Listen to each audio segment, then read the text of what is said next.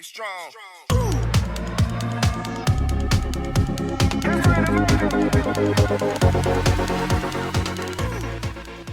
All right. Oh, hello. I feel like we should give a small disclaimer just so that way if anything sounds weird to them, they're like, wait, have you guys already talked about this? Probably fair. This is our second time filming this. We did film this yesterday and we had some technical difficulties, and Kenny was very generous to give us his time once more and give us a second go at it. So thank you for that. I really appreciate it. As we kind of talked about yesterday, and we'll talk about it again today, trying to fit in everything in a day just can be quite tough, right? Mm, most definitely. Right. So all right, so that being said, welcome to the podcast. This is episode 2 of Why Wait. So I really appreciate that. We got a lot to cover. One of the questions we went over yesterday, I wanted to start with it because maybe you thought about it a little bit more, but your favorite top 3 recipes that you've done That are my own. Right, that are your own. Those aren't going to change from yesterday. So no changes here. Definitely my chocolate chip cookies. One of my most favorite recipes. Because it's one of the first ones when it came together. I was very proud of it, and I took a lot of iterations. So it's very early on in my recipe making career. So having that one come together was a lot of fun. So that one always gonna have a special place in my heart. But the fudge brownies, just because I think that tastes as close to an actual brownie on any anabolic brownie that's out there. I will put it up against regular brownies. I do think it's that good.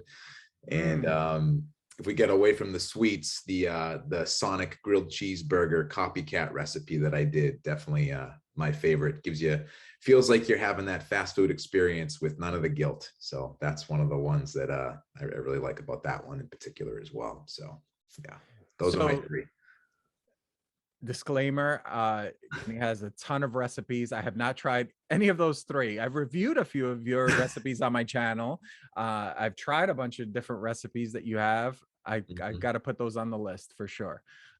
Chocolate chip cookies sounds the most enticing. I did do the ridiculous brownies from Boo on Instagram, and those were interesting. I don't know if did you ever get a chance to try those? Because I haven't tried them. I did see them, and I got to be honest, they look really good. But I'd still, even not having tried those yet, I'd put them up against mine. All right, fair enough. Maybe there's a video idea there. I don't know. All right. Yeah, well, there's a lot of low calorie brownie recipes out there for sure. True. I think that pizza, there's a few different staples that everybody has a version of their own, right? True. Very true. All right, so we have your top 3 recipes. I need to try those. So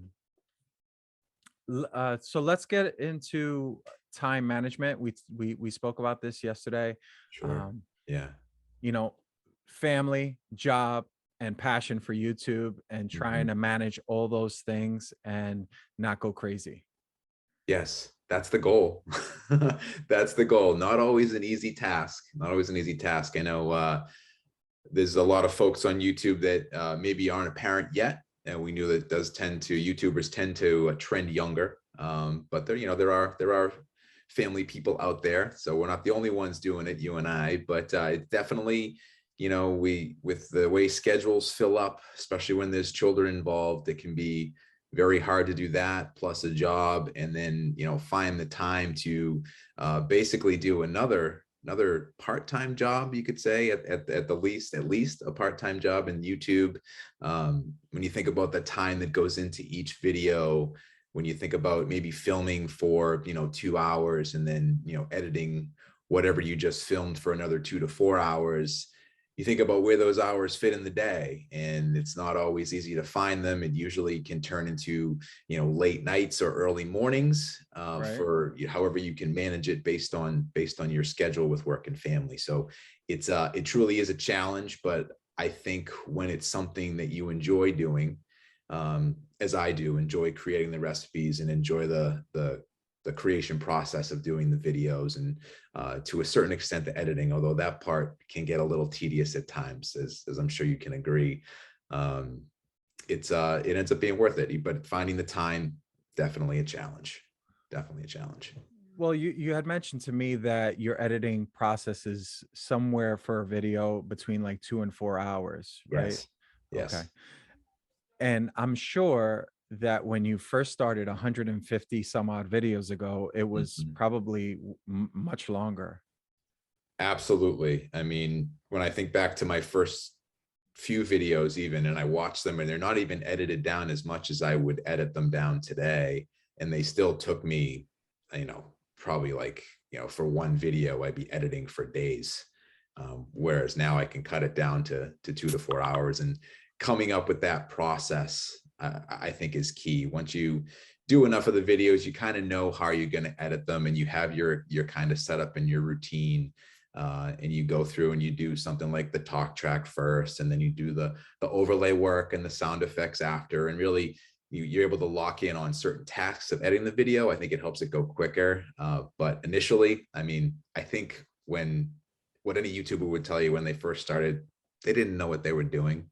I mean, people tell you all the time, if you look up how to make YouTube videos, everyone's pretty upfront that's been doing it for a while. Like, your first few videos, they're going to suck and they're going to Yeah. take you a while to put together, but it's all a learning process. And once you stay dedicated to it, you do get that process down, and it goes quicker. Definitely goes quicker. Okay. So before starting your channel, did you have any experience with editing videos? None. No, it was, I hadn't ever done any kind of video editing or filming even. A lot of it was learning on the fly, and drawing inspiration from how I thought others might have done it, and doing a lot of independent research on YouTube. Go figure. There's a lot of information out there. If you are looking to do something like this, there's definitely enough people that are willing to share the way. And that's what I did. I kind of self-taught. So I get embarrassed when I get asked this question because I had no experience editing as well. And I Mhm. use iMovie, which is, I guess, my first Sony equivalent kind of thing. Like, it's very like elementary, at least from the people I've spoken to. They're like, wow, you don't use Premiere or Final Cut Pro or any of Right. that. What do you use? Same as you. I use iMovie. I like to keep it simple. I've done a trial of Final Cut Pro. Um, I guess you can make the videos a little prettier with something like that. But I think for the way my videos are right now, I haven't seen a need to go beyond that. I haven't seen enough of an advantage to take that next leap. Right. Maybe it's close, maybe it's not. But right now, iMovie, even as simple as it is, works great for me. Right. You know, people try to explain to me about like, oh, because with that program you can do color correction and the layering system. So I don't even know what any of that means. I Yeah, mean, it's like yeah. it's beyond me. I mean, we'll get there maybe. But like you said, iMovie's good enough for me right now. Mhm. I think you can get caught up in the whole technology side of it very Oh, quickly. definitely. And it's what's more important is the content, right? And while the technology can help us tell the story, sometimes the person just with their phone and editing it on their phone can Mhm. can have way bigger audience than maybe we have, right? Because Absolutely. the meat and potatoes is the real deal. That's definitely true. I mean, I've seen videos where you have a great videographer, you hand them a cell phone and they can create an amazing video just with a cell phone, nothing else. And you give somebody who doesn't know what they're doing the best equipment in the world for filming, and it's going to be a night and day difference. The equipment doesn't always make the video. It's really the person filming it and putting it together that does. So something to be said for that. Going back to time management, with juggling your kids and your family and Mhm. your job, do you find that it's hard to make that time? Is there ever a time where it can cause stress at home? Like, sometimes when I'm trying to get a video together, it's trying to prioritize, right? We've got to give priority to these things, but we can't take away from something else that maybe needs more priority. It's like trying to find that balance. And sometimes it can cause, like, I don't know if you want to say a rift, but it can cause more pressure.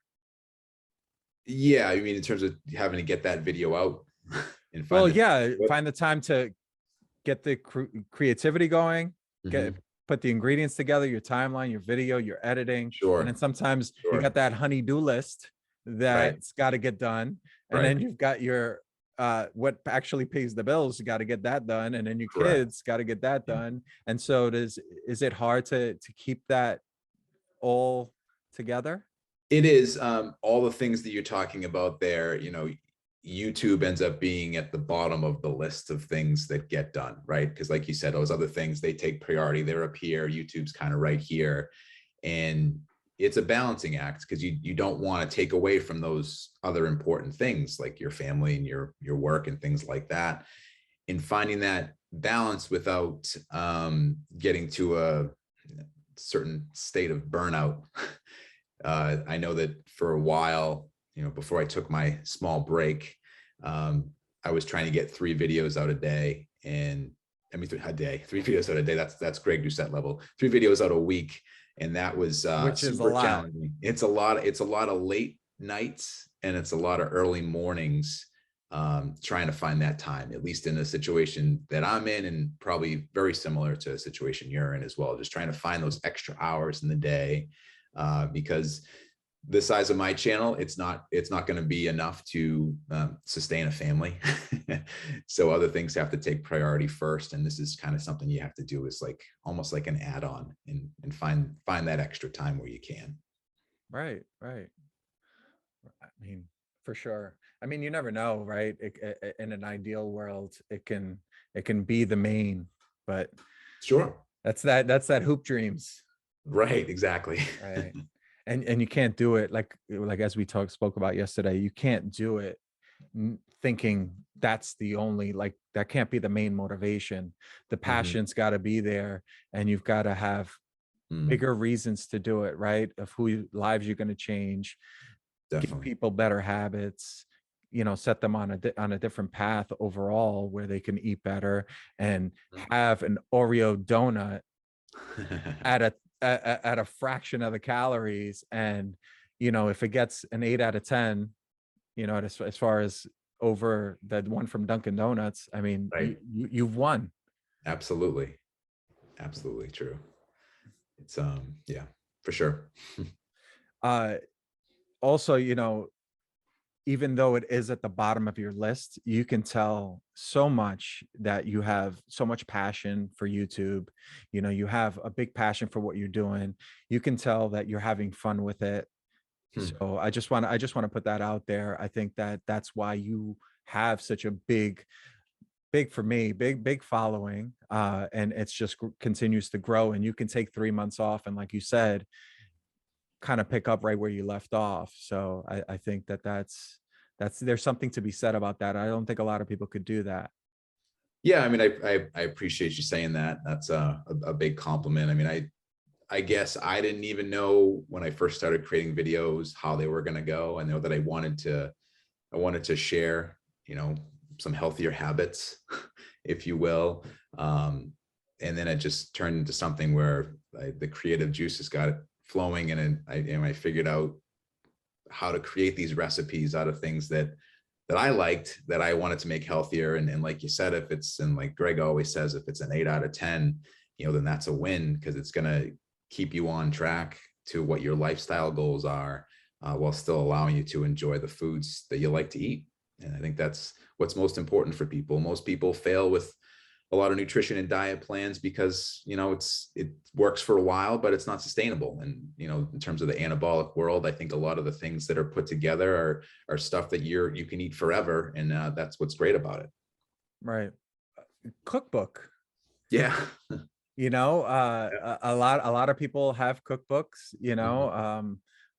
There's probably at least a handful that I could think of that are very popular. Mm. Have you given that a real thought? Have you thought about releasing a Kenny Fisher cookbook?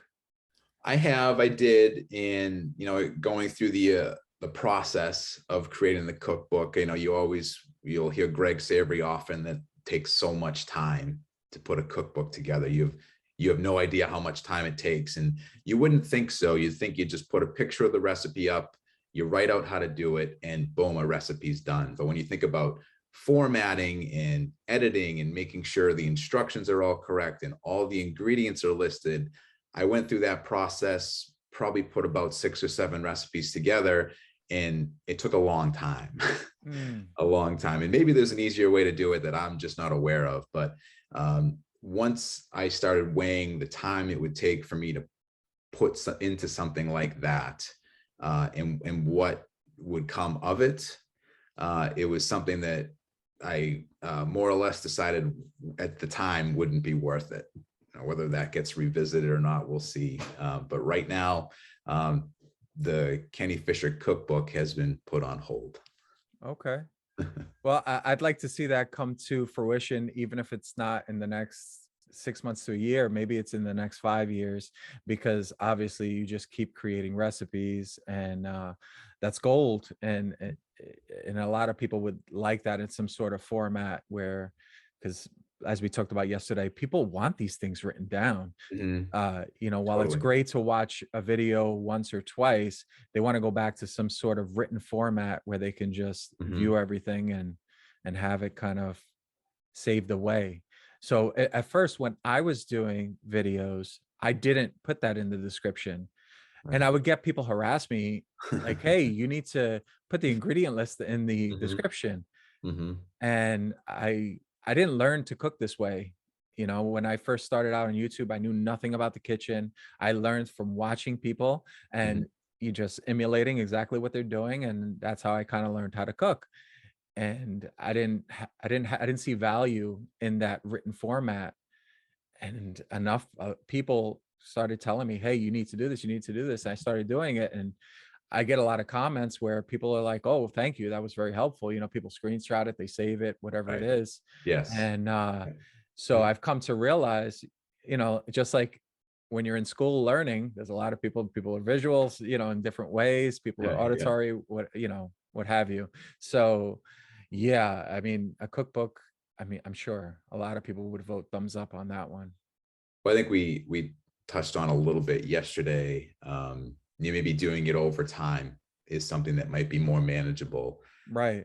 Especially when you get one of your bangers, right? One of your faves, you start with just saving those little by little. And then 3 years from now, let's say, you can always go back and do the ones that are the good ones, but not your faves, and then manage it that way. So we talked about time management. We talked about, so let's talk about recipe experimentation, like kind of like your process.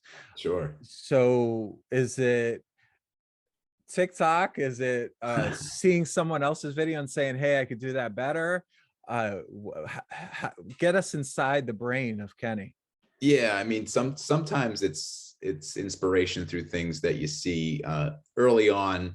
When you talk about quote unquote, basic recipes like chocolate chip cookies or fudge brownies, there's only so many ways to make cookies and brownies, right? So a lot of the recipes you find are the same, but we're trying to make them anabolic, right? We want to add protein and volume to them. So there's certain ways that you can tweak the ingredients, as you know, to make them to make them high protein and higher volume.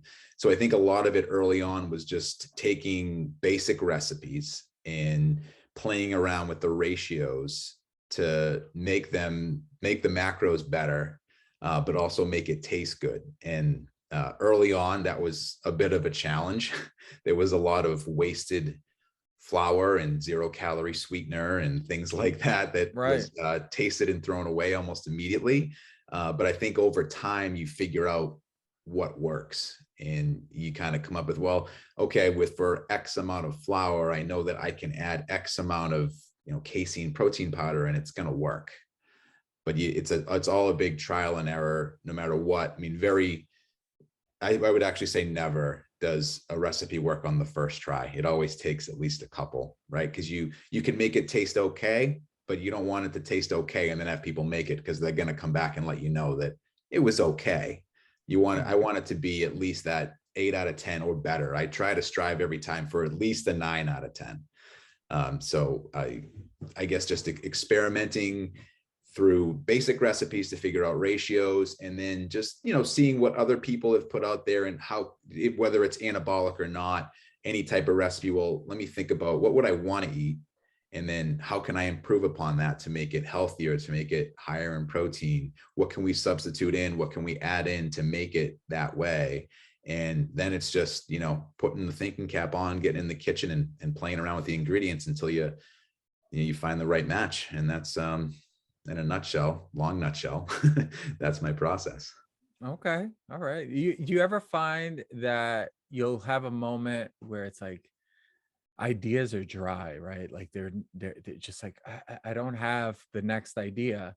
And then all of a sudden, like a floodgate, all of a sudden you get like 3 or 4 ideas. Yeah. And then it's like, okay, now it's about like, okay, how do I get these out? How do I do them? How do I do them right? And how do I manage that time behind it? Do you go through that, or do you always have something on the docket?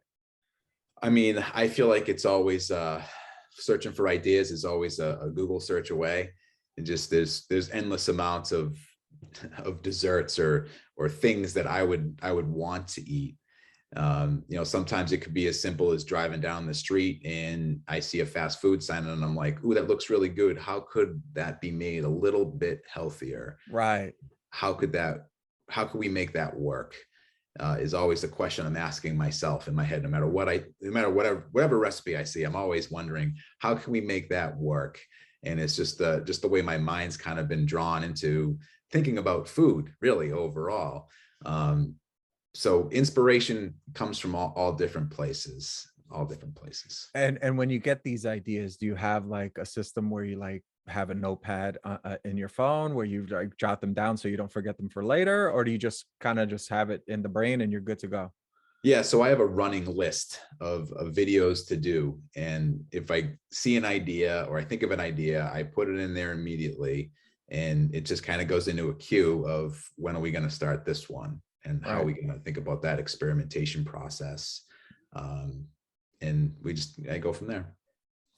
For me, sometimes like I'm at work and I don't eat out at work, and all the other guys do, right? And some of the things that they're eating, they sound delicious, but terrible, right? And like, for example, one time they were talking about, I think Mexican pizzas were coming back at Taco Bell. I'm like, oh, I've never had one at that point. And I was like, oh, what's involved in that? So I'm Googling and I'm looking and I'm like, I can make this high in protein, delicious. And you know what I mean? It's like, boom, it's like something happens, Same thing. I was at a Mexican restaurant with family and they were having fajitas. And next thing you know, I'm like, oh, I could do that. Like it's just, I come to find out after you do these recipes though, and you think that you have such an original idea and it is my take on it.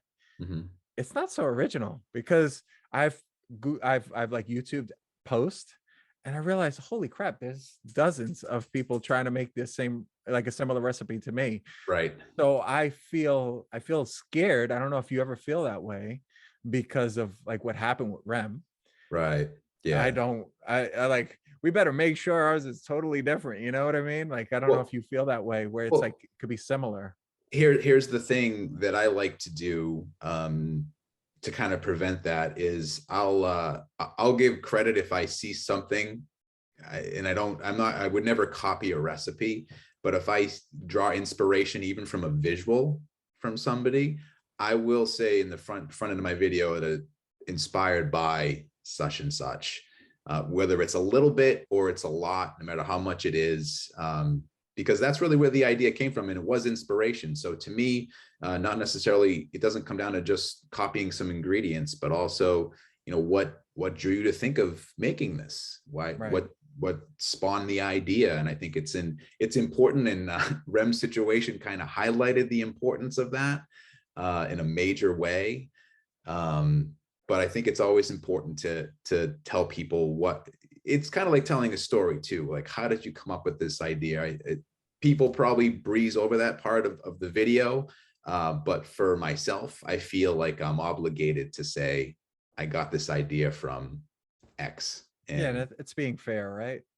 yeah, beyond a, you know, cover your own ass kind of thing, just to put it out there, like, yeah, this isn't. And I do like to point directions to other people too, because usually if you jar inspiration from somebody, they're probably already doing some kind of healthy recipe ideas themselves. And it's worth shouting other people out. It's just good karma in the community, I think, anyway, to let people know where you're getting your ideas from, and, you know, help somebody else out, get them some views. Why not? So to give you a for instance, I came across this woman who was making cloud bread, which is like using egg whites as bread. And Mm-hmm. she was making like these loaves of bread, and she had a specific process. And I thought, huh, I could make pizza from this, you know, because I don't know if you've ever had cauliflower crust pizza. Yeah. I've never had a good one, but I thought, you know, I could spin this. And I thought that was such an original idea, because this lady's Yeah. making loaves of bread. I'm like, I'm going to make pizza. Come to find out after, there are so many cloud bread pizza recipes out there. I think mine is still very unique over the Mhm. other people's that Mhm. I've seen, just because my consistency is much different. A lot of other people's cloud bread is very brittle, and mine has more of a bread consistency Ah, because I use allulose and egg white protein powder on top of the egg whites. oh, okay. Yeah, and so it just gives it a different texture. Mm-hmm. And See that? so anyway, but you know, sometimes it could be the smallest thing. It just makes it yours, right? Well, I mean, technically, if you just change the ratios, it's your recipe, but I Right. mean, that's Exactly. it's a little, because you could just make it bigger or smaller, and is that really your own recipe because you ratioed it down? Probably not. Right. Uh, but all right. So random question, because people like to know like fun facts. Love random questions. So when you're on YouTube and you're not watching someone in the anabolic community, who would you watch? Ooh, that's a good question. I don't think we got to that one yesterday, so I'm totally unprepared. I have to say, most of the reason I'm on YouTube is for anabolic videos.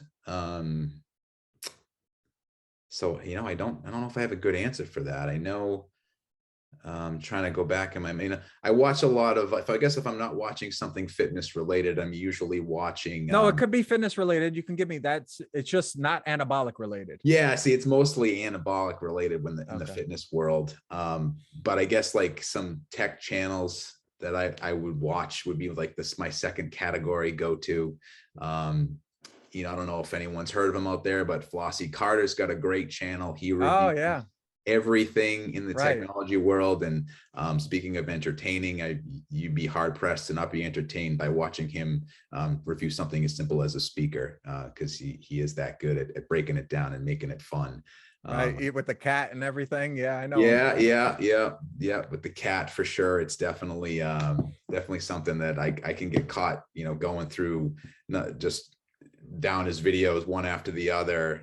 He does some reviews for cell phones that are like movies. They're like over an hour long, and I can sit there and just watch just watch him go through the whole thing. And it's not a lot changes from video to video, but it's just something about, again, the personality. That's usually why we're watching a YouTube channel, right? It's because the personality of the person is you kind of gravitate towards it, and it's entertaining. And he's definitely one that I can get caught in a loop and just start looking at the clock and like, oh, I got to get back to doing what I was doing because I've been watching this video for 30 minutes. So he's one that I would definitely watch.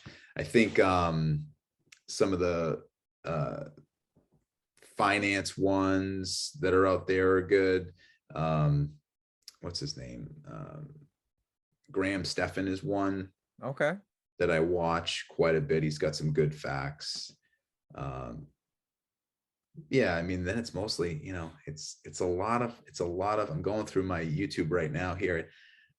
I don't watch much that's not fitness related, Okay. maybe The Modest Man for some men's fashion. Even as old as I am, I still like to try to stay somewhat fashionable. So staying Okay. up to date on that's always good. But yeah, I mean, But that's, everyone fitness related that you're watching is in the anabolic community. So no, like for example, like C-Bum, he's not. I wouldn't consider him part of the anabolic yeah, I community. mean, I watch some of those videos, but it's totally random when it's on my feed. It's not anybody that I'm like specifically subscribed to and I get the notification from and I'm watching every time. I just don't have anything on there. Okay. All right. Okay. Fair enough. I'm just an expert in all other aspects of fitness, so I don't need that. No, just kidding. So a lot of people want to know, Ooh. you took a small hiatus, which you're entitled to do. I mean, everybody can take a break from YouTube. So you took a break from YouTube. Can you talk about that a little bit? Yeah, I mean, I think it was it was getting to be a lot with we talked a little bit about this yesterday, but my goal was to do 3 videos a week for a while there, and I kept up and sustained that pace for a while, and it's just and I know other YouTubers do more, and everyone's got their own their own way of going about things. Some people have editors, some people have people who film for them, whatever it might be. For me, it was a very time consuming process. And, we talk about burning the candle at both ends. When you got, family, you got work. Sometimes it just gets to a point where it's too much and you just need to take a break. And I think I just got to a point where I felt like part of the time and part of the just coming up with ideas, I felt like I was just doing videos because I had to get a video out. And I don't think that's the right way to be creating videos on YouTube. It almost was feeling a little forced. And then other things came up, my personal life that I won't get into here, that required a change. And it was a process that I had to go through. And I guess I ended up coming back to it, missed it a little bit, missed the process. I had that more ideas flowing back into my head on recipes that I could create or reviews that I could do on some new products. Go to the channel, you can see those. But yeah, I mean, it was just something that was, I needed to take a little time off. And, I don't think I'll be posting 3 times a week now that I'm back. It might just be 1 time a week. It might be 2 times a week. I'm not going to stick myself to a schedule like I was before, just because, as we've already talked about, there's just too many other things going on in my life with family and work and things like that might require that time, that attention. And I don't want to get to a point where I felt like I was before, where there was some burnout that was starting to set in. Sure. I mean, and you're only human, you can only do it for so long. I mean, 3 videos a week, a lot of people can't do that. A lot of people will just do 1 video a week, and some people don't even get that out. So I think, and I think that there's like peaks and valleys to it. There may be a week that you do release 3 videos a week because just everything, the stars aligned, right? Is that fair? And then other times, maybe not so much. It could on a perfect week when, my kids all went to bed when they were supposed to. And I somehow had a whole week off to do filming and editing. I suppose it's possible. Yeah, you could do like a Greg Doucette and post 2-3 times a day, with or without an editor. Have you ever filmed more than 1 video in a day? I did before. I mean, at one point when I committed to 3 videos per week, I'd actually cut that down I was trying to post almost every day. And that was super stressful because you're basically filming and editing the same day. And that's a lot. I was, after you do everything that's required when you have a family and your job, you're going to stay up late trying to get that done because you got a post time of 11 a.m. the next day, and you got to get that video out and uploaded. So I've used to film. I do a recipe and then I do a review, back to back. And that's a lot too. That takes up obviously twice the time. So I'm speaking from personal experience. I don't know if you feel the same way. It's always curious to know when you're speaking to another YouTuber, if they see things or feel the same way you do. When you've filmed 2 videos in the same day, do you, after you're done, right? Obviously, you're not editing anything that day, I would hope.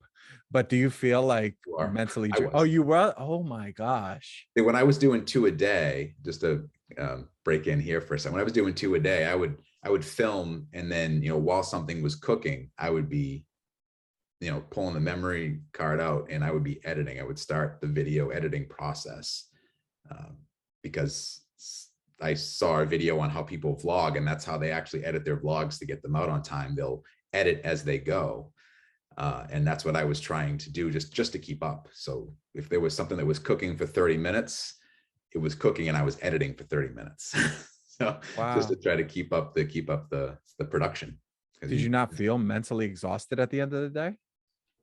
Yeah, I mean, thankfully, YouTube is something that I also find to be fun. So it did get to a point where it didn't feel like fun, but I would say for probably 95% of the time, it didn't bother me because I enjoyed doing it. So yeah. Wow. That takes some strong willpower. Good for you. I filmed 2 in a day and I kind of felt like, oh my God, maybe I need a nap. Mhm. So for me, it's a lot, but I've come to realize in life, perspective changes so dramatically based on the person, right? What I Oh yeah. believe is to be a hardship, someone else will believe to be something easy, and vice versa. Yeah, I mean, and I wouldn't say that it wasn't exhausting. Sure. Well, no, I got what you're It's saying. yeah, it's definitely something that's, I mean, you wouldn't think, just the a regular person who's not on YouTube, you wouldn't think that, oh, you just hit record and then you do a recipe and then you're done. I mean, you were going to cook it anyway. What's the difference? But it's different when you're on camera, as you well know. Yeah, it could take the same dish could take more than 3 times the amount of time, Right. When you think just about moving the camera around, different angles, and yeah, it's, right, right. I know Uh-huh. it sounds like boohoo, YouTubers, boohoo. Yeah, yeah. You think people would give us I'm not a hard time, an easier time because small YouTubers are not doing this for money. You know what I mean? Mhm. You don't have 1.2 million subscribers and this is not your Right. full-time job. You're doing this for the love of the people. So Mhm. thank you for True. that. Yeah. So for small, especially for smaller YouTubers, we talked about this yesterday. We're going to revisit it. A lot of people will have affiliation with a company Sure. or a sponsorship, like an ambassadorship or something like that. Oh, look, we're Yeti brothers. Ah, excellent. Mine's blurred out, but there it is. Yeah. So uh have you thought about having an ambassadorship or sponsorship or affiliate or anything with any other company to kind of like mitigate some of the costs? Yeah, I mean, I don't really do any of those. I am an affiliate for HTLT, though I don't really advertise it much. Um, and I don't make a lot of money from it. I don't know. I don't think anyone's clicked on the link in months anyway, but I don't, and, to be perfectly honest with you, I don't even know where that link is that people are clicking on it because I never posted it anywhere.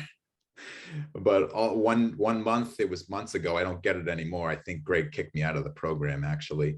But I got a deposit from Greg Doucette personal training, and I was like, huh, okay, I don't know where that link was, but maybe I posted it somewhere and don't know it, or maybe somebody else posted it somewhere for me. I don't know. But other than that, I don't have any other affiliates. I don't really want sponsorships per se, really to a certain extent affiliates, because I feel like going through the review process in order to be impartial and give a real honest review, you don't, when you're associated with a product, you almost feel like you have to say good things about it, or by the same token, you feel like you have to say something bad about some of the products so you seem impartial. I feel like when there's no connection there, you just giving your opinion, and that's what I try to do. I try to just give my opinion when I do any kind of reviews, but to try to remain as unbiased as possible, I do try to stay away from that type of stuff. Mm. Fair enough. You did stun me because you didn't tell me that yesterday. You think that Greg kicked you out of the program? I don't know. Well, I don't know. Who knows? Who knows what? I don't know where the link was that people were clicking on, but all of a sudden it happened to stop. right around the time a certain video was released. So I don't know what happened there, but I don't know. I mean, yeah, I mean, as Greg would say, though, even controversial videos are good for business.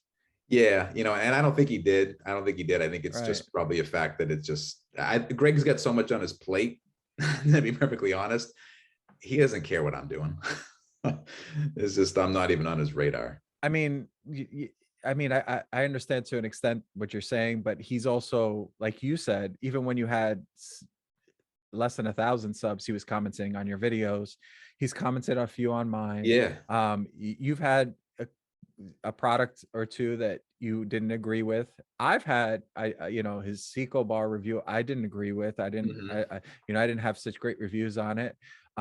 You mentioned, I went back because you told me that you had some back and forth with him on the Seco bar, and I went back and I looked at that, and you had mentioned Iron Musket, and I had seen Iron Musket's rant on the Seco bar. Well, it wasn't specifically on the Seco bar, but he had covered it. Yeah, one of his great. And he said it was, and he said it was very tough. And if you watch when Greg says, "Does it look hard?" and he's hello, he is a world record power lifter. Yeah, who's also a bodybuilder.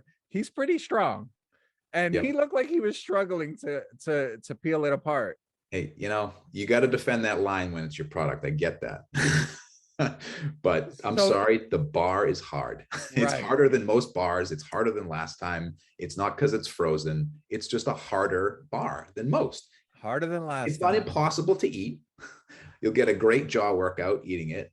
Like I said, I'm about 9 bars in, and if they came frozen, they've stayed frozen for a couple weeks now because they're still as hard as when I did the review. So. That's not how that works.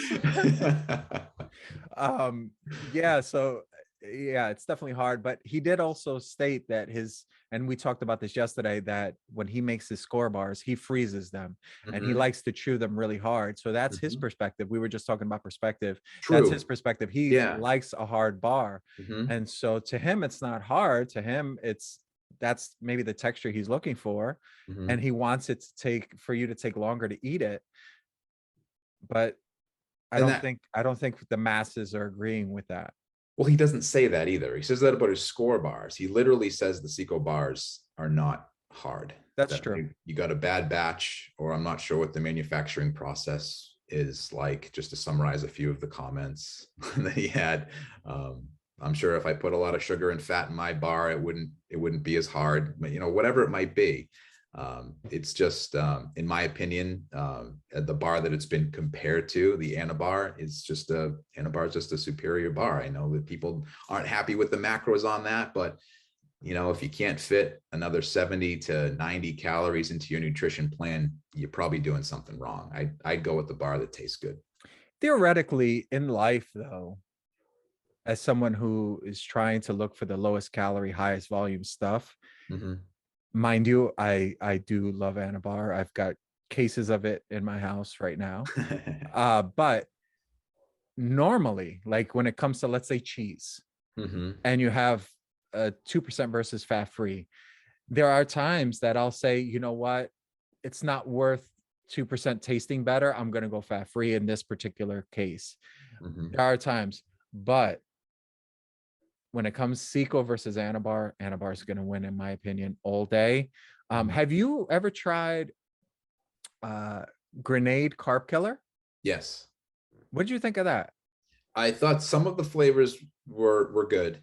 But once you, this is the problem, once you have an Anabar, the flavor of any other protein bar is going to ultimately be compared to that. I think because the flavors are, in my opinion, more unique than most others. And they taste good because of their ingredients. So I actually remember this, it was like a few months ago, I ran out of Anabars and I did a review on one of the Grenade Killer bars, and I had some left and I tried one, and I remember taking a bite into it after having Anabars for probably like the last, I don't know, 75 bars that I had. And it just was very disappointing. It tasted chalky. It had faint flavor, and I don't remember the particular flavor. And I do remember enjoying some of them, but once you have that comparison, I just feel like you can't go back to a bar like that. It's just and I think Greg's bar actually tastes better than those the carb killer bars. If I'm and this is why we live in a great world where you can have one opinion, I could have another, and we could still be friends. Right. We don't have to and no one loses any sleep. There you go. At least not here. Excellent. I did just adding to this because we're on the Seco topic. Sure. Yeah. Did you see the whole thing where Rem had this podcast with Johnny Shreve? Okay. Yep. So that was great. And I guess they meshed very well. I think that considering Johnny has a pretty objective opinion and they're best friends, I think that goes well, and he's not scared to show it. But aside from all that, Rem sent him a care package. Did you see this? No, I did not. It was on social media. I think Ankrum reposted it. He got a package with both Anna Butters, and he got the PB&J milk chocolate. Yeah. So he's like, "Oh, you guys want a review?" So he's gonna do the PB&J milk chocolate bar, and he had a case of Outright bars. Okay. As I understand it, these manufacturers make all these bars. That same company. Sure. And so he's like, "And you want to see it compared? Should I add a third bar?" So that would be cool. That would be cool. I'm curious. I don't know that he's given an opinion on Seco, even though he's not an affiliate. He's an athlete for HTLT. But Greg has always stated, "I want you guys to have your opinion. I want you guys to be honest." So I'd like to see it. I unfortunately, they say that it's like shameful to like the drama, but at the end of the day, these guys are going to be fine. Absolutely. No one's losing any money through the drama. Let's put it that way. No. So can we touch on the Turk video? What Turk video? Not Thanksgiving. Not Thanksgiving. Even though it did come out around that time. It did. Yeah, I think I made a Thanksgiving reference in that video. Right. Is that that's not your most viewed video of all time, right? No. Even though it got more views than what you thought it would get, right? Yeah, it did. Definitely, especially after somebody did a response video to it. So right. Do you yourself, when it comes to supplements other than protein powder, do you use any like creatine or any of that kind of stuff? Pre-workout? Yeah. I've used pre-workout in the past. Not really a big fan of it. I think it just get more jittery than anything else.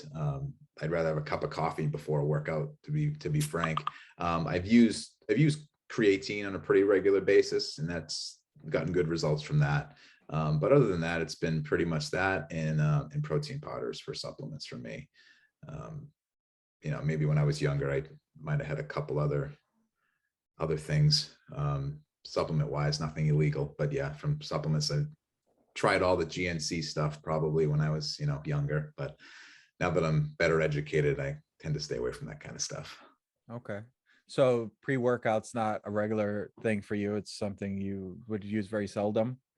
Yeah, I didn't really use it much. I didn't particularly like it, and it wasn't a non-stim version, so maybe I would feel different about one that doesn't have any stimulant in it. But just not a big fan of the one that I did try. Okay, all right. The reason why I'm asking, I've never used a pre-workout, and I recently placed an order for, and I'm going to try it. So I don't know what my reaction will be to it. So I don't know. Everybody loves that pre-workout or. Yeah, they can serve their purpose for sure. I know that some people like the beta alanine that's oftentimes found in them that gives you kind of that tingling sensation.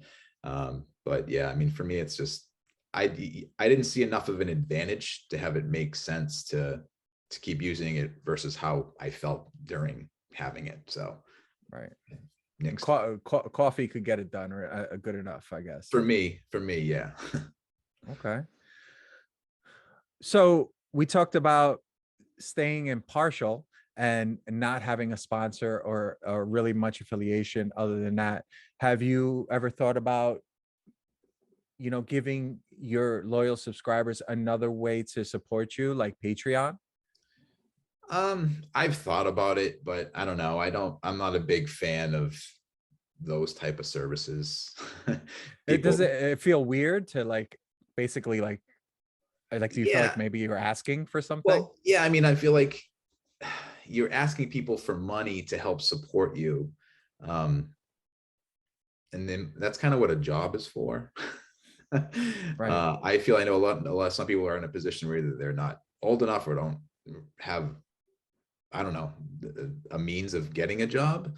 But just asking people to donate money to me just doesn't feel right. I know some people do have some success with a Patreon, or some people list a Venmo in their profile and send money if you can, is usually the message somewhere along the lines there. But I guess it's not something that I'm just really that into. I don't feel like it's a place I want to go. So do you think even if down the line as you're bigger, where Patreon isn't, or YouTube memberships is not necessarily just, hey, give me money, right? Sometimes you're providing something, some sort of value back to the Right. subscriber, to that like loyal following, Mhm. an extra layer of Kenny, if you will. Do you think that maybe down the line, as the channel grows, maybe Mm. you could find value in that? Um, if I'm gathering what you're saying correctly, if you're doing like and I've seen other YouTubers do this, do like a value add, like special content you can Right. get if you're like a member of, like, Kenny's Insider Club or something like Right. that I could see. But I mean, that's really not, I don't think that's what Patreon really is. But for an add-on, when you're giving somebody a value in return, um, I think that definitely makes sense. You're offering them something more. You're not just giving them what they can get for free anyway, and Right. asking them to pay you for it. And I'm not saying there's nothing wrong with people who want to do that. And if they can get support that way, I think that's fantastic. You got to do what you got to do. And if that's a good revenue stream for you, that's great. It's just not a place that I personally would want to go. Right. That's totally fair. I mean, I think some other people uh, work that into their model in a way that people are Mhm. still very happy and they find value in it. And maybe they get, what I've seen, and I don't really mess with it too much, but what I've seen is like you get like early access to a video, or maybe you get a custom recipe made for you, or I've seen stuff like that, or like you get like a Zoom call where you get on with a bunch of like the subscribers Yep. privately, and they get to Mhm. kind of see you in a different light. Yeah. And I guess that could be kind of cool, but I guess another thing is you can't do any of this too soon, right? Because it can just maybe not come off the right way. Is that fair? Well, that's what they say, right? I mean, I know some YouTubers that have been told it's too early. No, it's too early. Like you shouldn't have a Patreon. You're not big enough yet. Like wait until you're bigger and then explore that as an option. Like right now, it just seems desperate. Like you don't want to look desperate.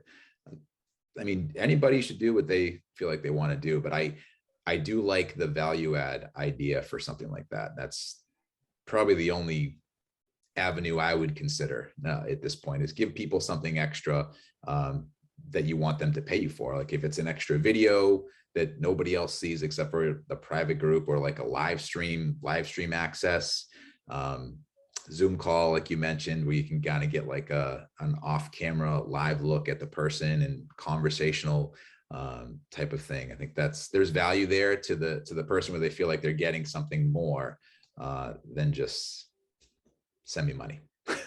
It would probably be kind of a cool idea, like let's just say in the future, if you were ever to do this, and I think someone like me maybe would be interested in watching, but like cooking with Kenny, and you're Yeah. making a regular meal and you're hanging out, and your thought process of how you put things together. People like to see stuff like that. So I think that would be interesting. And Mhm. Mhm. One other thing that we did talk about yesterday, and I wanted to bring it up again today, Yeah. just so, because I'm sure we'll get a lot of comments of people supporting you in this. I Mm. think that you know, it would be cool to see a video, a full day of eating, of Kenny eating his own recipes, my Yes. favorite ones. So I think that would be kind of cool. You know, something that you can put on that docket, on your queue, if you will. Definitely. Uh, Definitely. that I'll have that that in would mind. be fun. Full day. Yeah. Yes. Yeah, that's a Um, great idea. I like that idea. And I do enjoy those full days of eating. They do take a long, long time to not only film, but to edit together, because those obviously it's a full day, right? It's usually right. multiple meals that you're And you don't making. want to have dinner at 3 Eating. p.m. either. Correct, correct. And have heard people that do that, that are short on time. They'll take like a 4 hour window and do like a full day of eating, and then and then still eat after that somehow. But I don't know. But it's definitely, it's obviously hard, because usually, as I'm sure like you're well aware, dinner time is usually family time, and I don't really want to be recording, during that time. So dinner's become a bit of a challenge. That's usually an earlier dinner for me, if I'm doing something like a full day of eating. But Sure. You know, I wonder, because I've seen videos where people actually consume the food as they're doing the full day of eating. And then Mhm. sometimes it's just like, hey, let me show you what I'm prepping, and this is what I'm going to eat, and then cut it there. And I like that idea better. Right. Because yeah, I just, from a meal prep standpoint, I think that that's helpful for a lot of people too, because usually that's what you're seeing. Some people will prepare the actual meals, right? Like I've seen Rem do that. He'll do like a full day of eating, and you'll see like the thumbnail will be all of the meals on a table, and they're not like all pieced together, like cut up, and it's actually all the meals that he made, and he's showing you, what he's going to eat in a day from his cookbook. And that's a good idea, because then you don't feel compelled to have to, one, record all day, and two, you're giving people still that value of what can I eat in a day for X number of calories, X number of protein, and how does that meal plan look? I think there's a big want for that, for people to see, how can I put a full day, a full meal plan together, whether it's from a cookbook or just in general. I think people find a lot of value in that, and there should be Absolutely. more creative ways to put those together that don't take a full day. Yeah, I agree. I think there's probably some people that do want to see the actual consumption, but I Mm, think the main benefit is whatever the calorie goal you're going for, 2,000, 2,500, 2,800, whatever it is, I get X amount of food for whatever those calories are, and people get to see mhm, that big picture. And I mhm. think that that's the real value. So do you, and we're wrapping up here. I just now had this random question. Do you count calories? Yes, I have a calorie goal.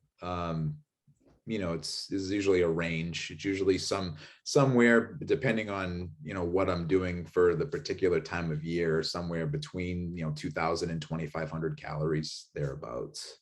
Oh, Usually. I'm at 23, so I'm right there with you. Yeah, I mean, I think if you go like the 2000s, like, feels like you're almost kind of not eating enough some days.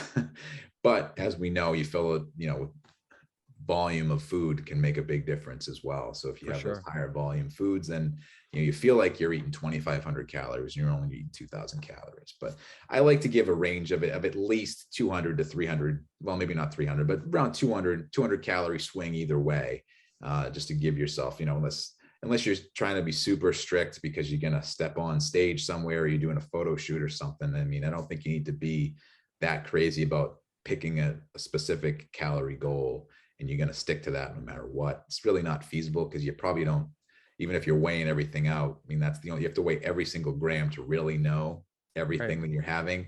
And I think that's just too challenging for people on a day-to-day basis. Very good. Very good. Yeah, I think we covered more than yesterday in less time. it's So possible. Yeah, yeah. So that was thank you good. for that. I really appreciate you being so generous and coming on for a second time. Hey, I appreciate you having me on. Thank you so much. Guys, hopefully this gave you some insight into a little bit more who Kenny Fischer is. And thank you so much for being part of the Why Wait podcast, episode 2. And till next time, Till next time. Thank you for having me on. I appreciate it. peace. Peace. Be strong. Be